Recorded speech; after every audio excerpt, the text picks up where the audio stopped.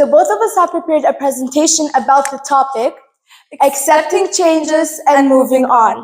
So let me start this off with a quote.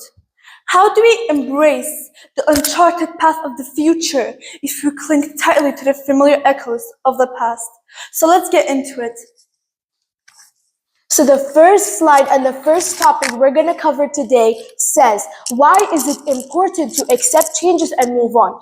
When you want to accept something and move on, of course it's going to be hard. So you may ask yourself, why is it even important to accept this change and move on?